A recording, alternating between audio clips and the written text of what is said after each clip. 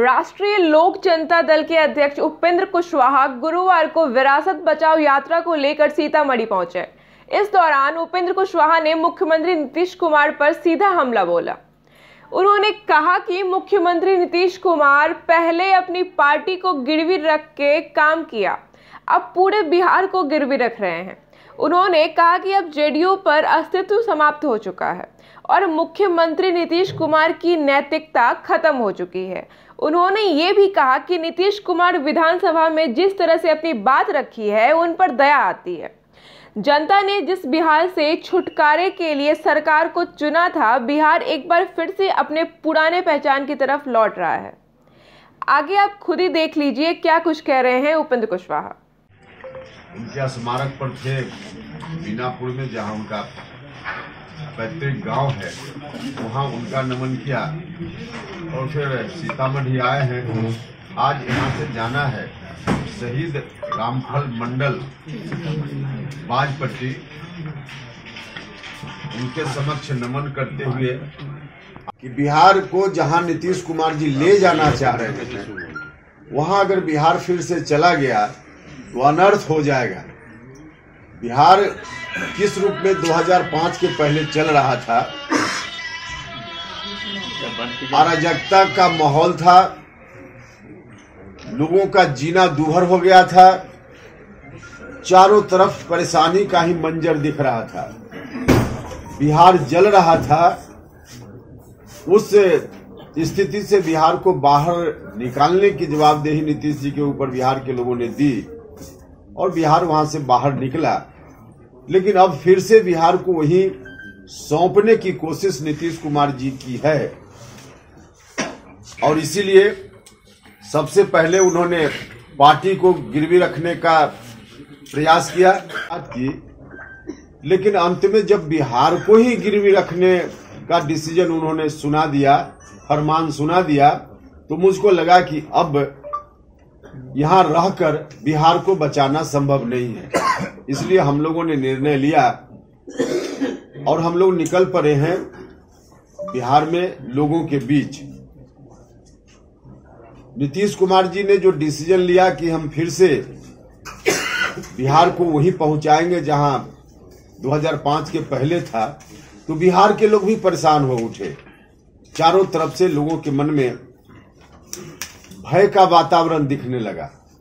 हम लोगों ने निर्णय लिया, थोड़ी राहत अब बिहार के लोगों को मिल रही है और हम लोगों के बीच इसीलिए घूम रहे हैं कि नीतीश कुमार जी के ऊपर जो बिहार को जननायक कर्पूरी ठाकुर जैसे जो महापुरुष हुए, उनकी विरासत को बचाने की जवाबदेही आप लोगों ने दी। अब नीतीश जी का रास्ता बदल गया है, नीतीश जी दूसरी ओर चल पड़े हैं। इसलिए अब इस विरासत को बचाने में आम लोगों का सहयोग समर्थन चाहिए और समर्थन, व्यापक समर्थन लोगों का दिख रहा है। हम चंपारण के इलाका में थे और वहां से होते हुए फिर हम आए कल। इतना समर्थन लोगों का दिख रहा है जिसकी अपेक्षा नहीं थी। गांव के लोग सड़क पर इस तरह से स्वागत में खड़े होते हैं, हमको लगा नहीं था, इतनी उम्मीद नहीं थी कि इस तरह से लोग आ जाएंगे। अब इनको देख करके मुझको लगता है कि लोगों के मन में जो खौफ हो गया था, एक तरह से आक्रोश में लोग थे कि नीतीश कुमार जी क्या कर रहे हैं। इस कारण से लोगों की यह स्थिति दिख रही है। अब स्वयं नीतीश जी ने भी अपनी स्थिति जो बना ली है, कल बिहार विधानसभा में जिस तरह से बोल रहे थे नीतीश जी, उनकी दयनीय स्थिति को देखकर उनके ऊपर गुस्सा नहीं, दया आती है। अब नीतीश जी गुस्सा के पात्र नहीं हैं, दया के पात्र हैं। किस तरह से गिरा कर बोल रहे थे कि उनके मंत्री क्या कर रहे हैं, अब उनके मंत्री उनकी बात नहीं मानते हैं। खुद ही उन्होंने कहा बिहार विधानसभा में कि कैबिनेट में कोई प्रपोजल जाता है उसको बाहर नहीं बोला जाता है जब तक कैबिनेट से पारित न हो जाए। सच्चाई यही होना चाहिए, लेकिन उनके कैबिनेट के मिनिस्टर ऐसा कर रहे हैं और विधानसभा में ऑन रिकॉर्ड मुख्यमंत्री जी गिड़गिड़ा कर यह बात बोल रहे हैं। ऐसी बात अगर किसी ने की तो अंदर की बात थी, लेकिन विधानसभा में इस तरह से गिड़गिड़ाना आरजेडी के लोग किस तरह से हावी हो गए। विधानसभा में कल एक और घटना हुई। विधानसभा के माननीय अध्यक्ष जी ने मुख्यमंत्री जी को जन्मदिन की बधाई देते हुए आरजेडी का जो फरमान सड़क पर हम लोग सुनते रहते हैं, कई विधायक बोलते रहे कि अब जल्दी खाली कीजिए, नीतीश जी जाइए, आरजेडी के नेता को शपथ ग्रहण दिलाइए। कल तो विधानसभा के अध्यक्ष जी ने कहा जन्मदिन की बधाई नीतीश जी, लेकिन अब आप यहां से जाइए, दिल्ली जाइए, मतलब यहां खाली कीजिए। तो आरजेडी पूरे तौर पे इनके ऊपर, इनकी पार्टी के ऊपर अब हावी है, लेकिन अब इनके ऊपर हावी है। अब इसकी चिंता उनको करनी चाहिए, नहीं कर रहे हैं अलग बात है। इनकी पार्टी के ऊपर भी पूरे तौर पे लोग हावी हैं, इसकी चिंता करनी चाहिए थी। वक्त निकल गया, आप क्या करेंगे, लेकिन बिहार के ऊपर हम हावी नहीं होने देंगे। यह हमारी ड्यूटी है और इसीलिए हम लोगों के बीच घूम रहे हैं कि जिस परिस्थिति का सामना करने की जरूरत पड़े हम करेंगे, लेकिन हम और हमारे साथी मिलकर बिहार को वहां नहीं हवाला हो। स्थिति में लौटने से बचाना, इस मकसद के साथ जो लोग भी काम करने वाले लोग बिहार में हैं, उनके साथ हमारी राजनीतिक दोस्ती हो सकती है। क्या लग रहा है आपके हिसाब से जदयू खत्म हो जाएगा? जदयू खत्म हो गया। जदयू नाम सिर्फ नाम है, जदयू खत्म हो गया, सिर्फ नाम बचा है, कुछ भी नहीं है। जेडीयू के लोगों का ये इल्जाम है कि उपेंद्र कुशवाहा जी डिप्टी सीएम बनने के लिए आए थे, उन्हें डिप्टी सीएम न मिला, जिसकी वजह से नाराज हो गए, उन्होंने पार्टी के बारे में कुछ नहीं सोचा। देखिए, उपेंद्र कुशवाहा डिप्टी सीएम बनने की कोई इच्छा नहीं व्यक्त की थी।